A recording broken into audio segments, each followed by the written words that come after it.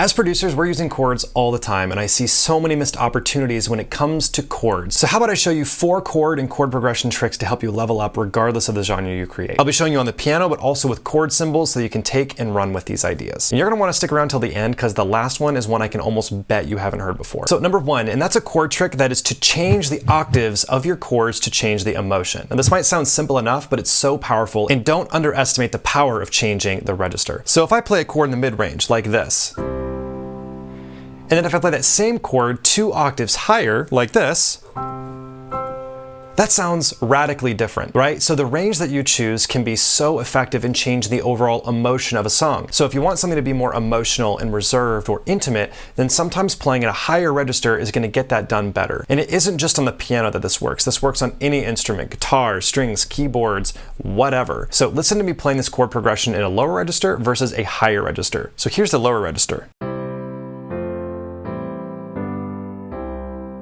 Now here's the higher register.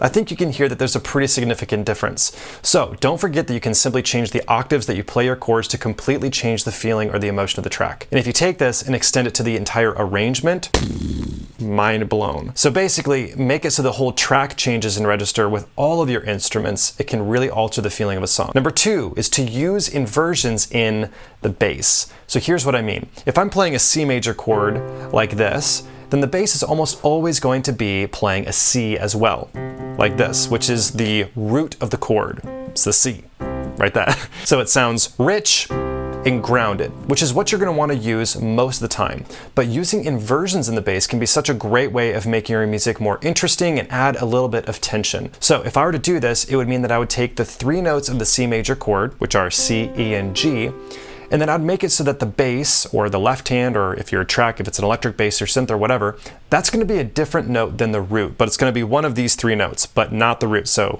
not C. So the most common way of doing this is by using the 3rd, or the middle note, which in this case is an E, and we're gonna make that the bass instead. Sounds like this.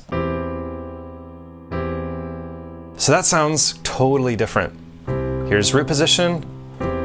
Here's adding that inversion. So what this does is this adds a little bit of tension to the chord. It makes the chord start feeling a little bit lopsided, like it's kind of uneven.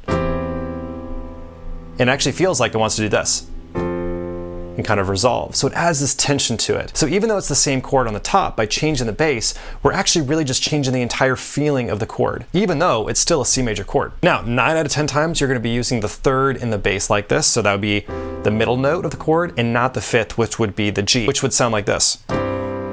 It just doesn't sound as unique and interesting as using the middle note or the 3rd. Right? So you can do this with any major chord. So it could work for C in the key of C major. It could work for F major, which would be A in the bass. G, which would be B in the bass, and then C. So this would basically be a C over E, an F over a G over B, and then we can go back to C. This is most useful when you apply it in moderation and really just sprinkle it in. And a lot of times I'll use this as what you would call a passing chord, which would be something like moving from a C chord to an F chord. So if we have this, C to F, I might use this in between to get us there. So like this. And it transitions to that chord kind of as a bridge. So I'm not necessarily going to be using that inversion in the bass for the whole length of that chord, but using it more as a transition from the C to an F in a more interesting way. Of course, you can use it for the entire length of the chord, which is going to add another layer of tension. And this works really, really well to make your music feel like it's propelling forward. Now, you're pretty much only going to be using this with major chords. I'm not saying you cannot do it with minor chords, but it typically just doesn't sound as good. So I could play an entire chord progression that uses this. So like C, C over E, F, F over A, G over B, C, and then C over E, back to F. So that, without me talking, would be like this.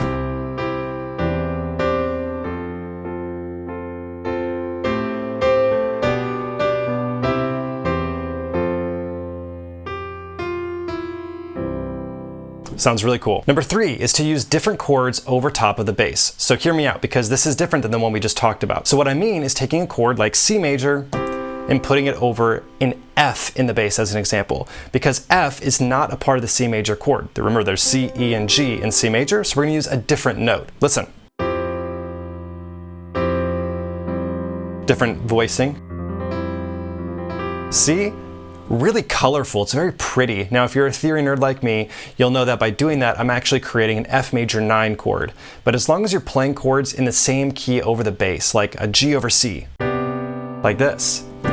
Ooh, that's nice. Or an F over D, or a D minor over C, or any other combination, it's almost always going to sound pretty good. Now, the chords will often sound a lot more colorful. In other words, it's not going to be a simple major or minor chord. They're going to have a much more complex sonic character to them. Because in a lot of cases by doing this, you're actually creating relatively complex chords. You might be creating 7th chords or 9th chords by doing this.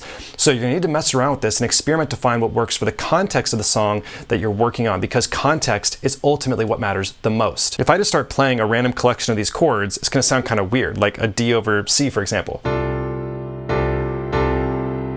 Without having context, that does sound a little bit strange. But then if I were to kind of do this,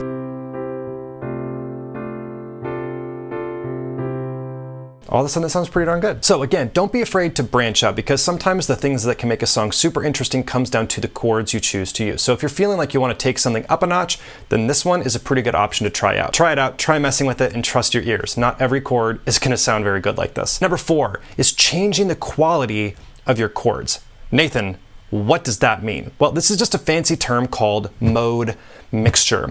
And what this means is that you would take a chord that is a major chord and switch it to a minor chord, or a minor chord and then switch it to a major chord. So you're basically flopping whether it's a major or minor chord. So one of the coolest ways of doing this is with the 4 chord. Okay, so if we're in C major again, you have C, and then the 4 chord would be F, 1, 2, 3, 4, F. So we go C, F. Very, very common.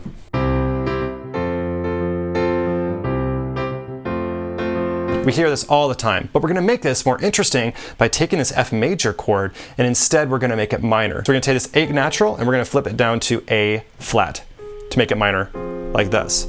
Now listen.